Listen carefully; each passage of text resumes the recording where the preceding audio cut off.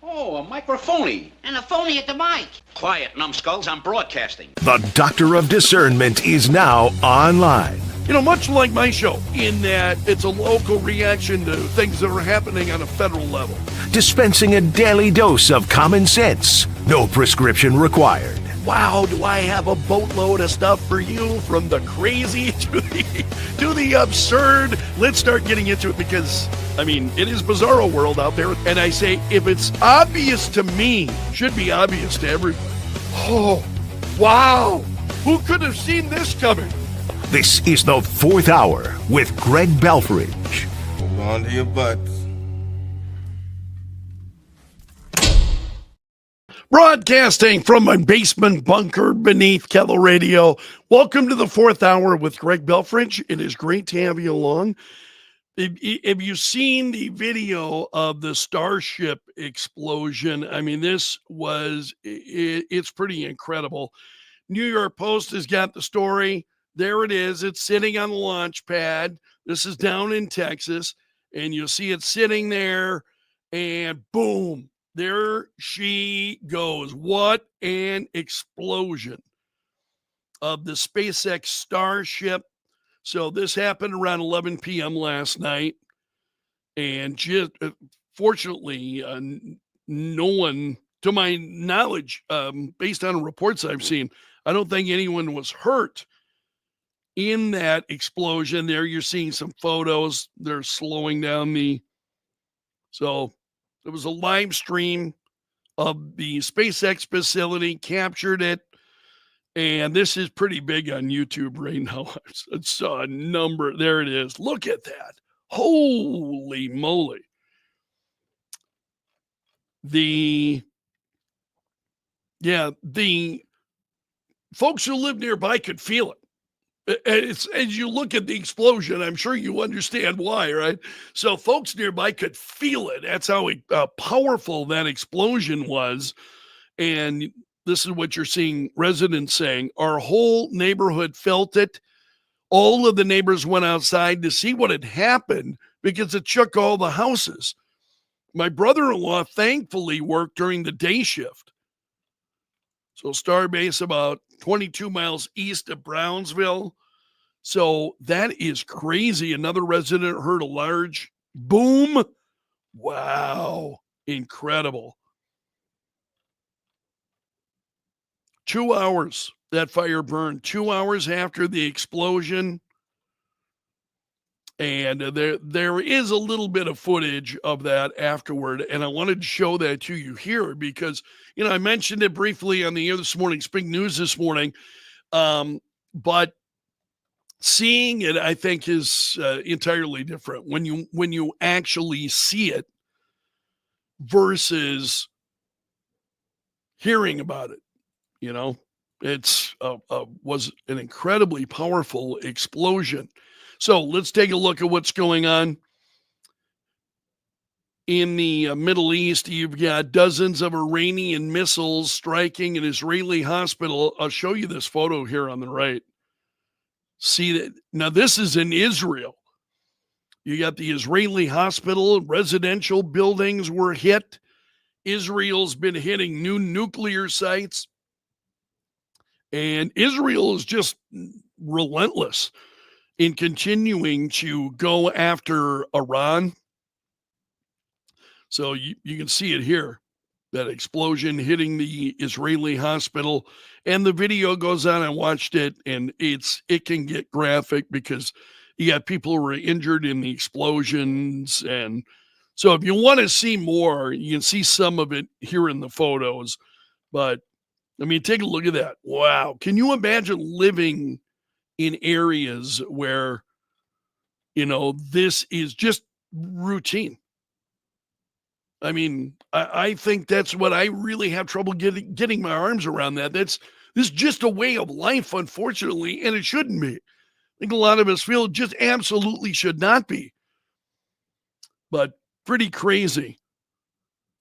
Wanted to show you that because I think it's a little bit different. You know, when you see the destruction versus, you know, you hear about it's one thing. When you actually see it and you see some of the devastation. It's pretty incredible. Also, there was a brief video with Ted Cruz at the Hill. Well, hold on a second here. Authorized. There it is. Let me back that up, because as soon as I click on it, the audio started. We're watching this video up in the upper right-hand corner here. And this is Senator Ted Cruz talking about using bunker buster bombs against Iran. And this is what Senator Cruz is addressing. There is some reasonable possibility that the president would authorize the use of a bunker buster bomb to take out the Fordo nuclear weapons research facility that is buried into a mountain. And the reason there's some real possibility of that is because Israel lacks the weaponry to take out that particular facility. And the nuclear bomb that Iran is working to create, their intention, I believe, is to use it. They have an ICBM program. An ICBM program is an intercontinental ballistic missile. Okay, now why would you be building those bombs if you did not intend to? I think Iran, I mean, given the level of their rhetoric, I think it's a reasonable expectation. And again, this is not making the case to go to war, but it's a reasonable expectation that if they're building them, they want to use them. You don't need an intercontinental ballistic missile to go to Israel. They're firing ballistic missiles at Israel. You need an intercontinental ballistic missile to take a nuclear warhead to the United States of America. And so President Trump is standing strong with Israel. I'm proud of the job he's doing, but he is fundamentally defending America. He's keeping us safe. When the Ayatollah chants death to America and death to Israel, I believe him. And so we will not see I do too. Boots on the ground. We will not see American soldiers in Iran, but the president may well authorize a limited bombing strike to take out that one nuclear weapons facility in the basement of a mountain, Fordo. And if he does so, because actually Israel has been doing pretty darn well on their own. And I was watching some other footage here a little bit ago, and I think it's like 2 of 3 Iranian of these missile sites that Iran has been using against Israel, 2 of 3 of them have been destroyed. And they're just continuing to hit, and they have their nuclear capability spread throughout the country. So they don't do it all in one place. They've got like 4 or 5 different facilities located at various parts of the country, and Israel's just boom, boom, boom, systematically going after them. That is continues to be an incredibly big story because, as you heard Senator Cruz saying here, and this is what you and I talked about yesterday during the radio show, is should the United States become involved? Where do we, at what point? And what if we do become involved? This is what Senator Cruz was touching on. What might that involvement look like? And he's saying, no, it would not be boots on the ground. In other words, no troops, but supporting Israel. And I'll leave it for you to decide as to what you think where the country should go. Now, I like getting you some various different reporting. And this is from Semaphore.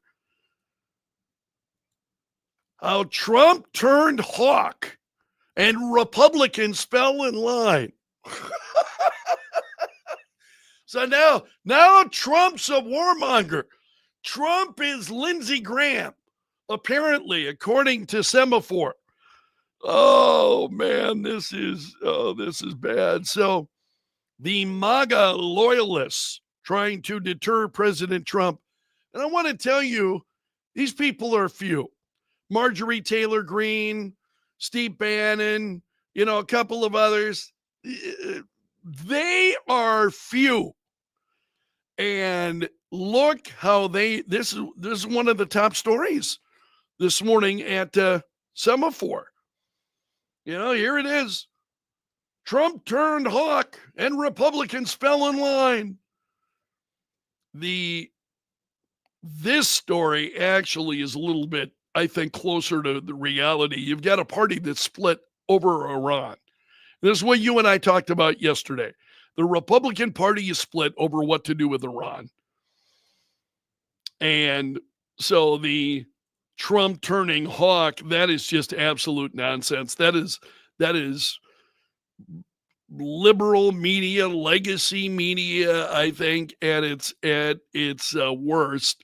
And they're talking about one camp of Republicans supports regime change in Iran. True. U.S. ought to force that. You got another camp then that is supporting the president giving a free hand to Israel, but with limited or little U.S. aid. And then the last Republican camp wants Trump to cut Israel off. I don't think we should. I'm one of the supporters that believes the president should be there to support Israel. A free hand to Israel? I mean, the president is already, and I'll remind you, the president has already restrained Israel on more than one occasion. The president has restrained Israel. And Benjamin Netanyahu, the prime minister of Israel, has talked to the president. They talked again just the other day, I think yesterday. They had another conversation between the two of them. They have been in conversation a lot. And you see the president's restraint here. So a lot of this just being blown up, amplified by the media. I don't know that it's, yes. Are there some schisms in the Republican Party? Yeah, because it's a pretty big tent. I mean, you see schisms, whether we are talking about the big, beautiful bill or whether we're talking about foreign policy or anything else. It's because the Republican Party really is a big tent. You've got a lot of different various points of view, all welcome. I'm not chastising anybody. Certainly got my own point of view in regard to that. But that's the legacy media making it, I think, trying to make it out to be a lot more than it really kind of is. So I had this story this morning and did not have a chance to touch on it. Hear about Blue Sky banning the vice president just minutes after he joined the platform? Nothing says freedom, man. Freedom online, like Blue Sky banning the vice president of the United States, then having to reinstate him. So his account was suspended on Wednesday, minutes after he made his first post on the platform. And then it was later restored. So he put out a post. He said, hello, Blue Sky. Hello, Blue Sky. I've been told this app has become the place to go for common sense political discussion, and analysis. So I'm thrilled to be here to engage with all of you. Well, apparently that feeling wasn't reciprocated by Blue Sky, because moments later, this is his initial post. And what were people greeted with? Not found. The account has been suspended. It's the vice president of the United States. So Blue Sky is the left-wing alternative for X. There's been a lot of criticism of Blue Sky because of their moderation practices. Conservative users in particular who have felt that the platform suppresses their point of view because they're not in line. So his account now is back up and running on Blue Sky. But this is what the left does. Suppressing alternative points of view. We see that, unfortunately, way too often. Steve is saying, joining that app makes me question his thought process. Even I don't venture to that cesspool. There are just so many. I mean, seriously, there are so many places that you can go, and so much out there. It's like, okay, do I need to be on X, on Blue Sky? Do I need to be on Facebook? Do I need to be on TikTok? All of these, Instagram? Do I need to be on all of these various social media platforms? And I really made I don't know what you have decided for yourself personally, and that's your call. That's the way I would have it. I would rather do one and do it really well and be present, for instance, on Facebook, which is one of the reasons I'm on Facebook. And I try very hard to post 4 or 5 times every day, beginning of the morning around 5:15, 5:30, I put up a post. Here's what we're talking about today. Send your comments to me, and then this you're seeing now on Facebook as well as on YouTube. So I try to be present that 4 or 5 times over the course of the day. And I think doing more than that, it would spread me too thin. I've got other work to do. I've got other stuff that needs my attention, and when I get off work, I'd rather get away from social media. Not denigrating any of you for being here. Quite the contrary. I'm quite pleased. I love having you here. But when I get away from work, it's like, okay, now I'm gonna pursue things I enjoy pursuing, whatever those may be. Heaven only knows. There was one other story I will share with you this morning. It's a parody story from my friends at the Babylon Bee, and it's all in the headline. Canada continues the time-honored tradition of being worse than the USA at everything. Oh no. So the residents of Canada exploded into celebration once again last night as Canada continued its time-honored tradition of being worse than the United States at everything. So I thought I'd end on a lighter note today. And that's a wrap from the bunker this morning. You made it to the end of the video. So you are part of my gallery of champions. Special salute to the Bunker Brigade. Those are the folks that are here each and every day and make, they're a part of what's going on, make this a destination. And I am just really, really grateful for you. I had some anomaly that took place yesterday, and I don't know what it was. As I was doing the video yesterday, I can see the number of people who are watching. So I can see how many eyes are on me at any one time. And yesterday, I had a considerable jump. Normally, I got it's a small number of folks who are watching. Yesterday, I had about 5 times that. And I'm like, what? And man, then I was out there and I'm watching on YouTube. I'm watching the number of views that I received yesterday, and now today it's back down to where it has been. What causes that, do you think? Because I have no idea. It's like, was it just something in the algorithm or what happened? I have no idea. Suddenly, why do you have all kinds of people who are seeing it, and then the next day it's back to the numbers that I've had? And I don't know if there's just something in that algorithm that causes that. It's really kind of crazy. But I'm trying to figure that out. So if you got thoughts, drop me an email, greg.belfrage@kelo.com. My email is always on display for you in that bottom left-hand corner. And that's a wrap from the bunker for today. So until tomorrow, I'm underground and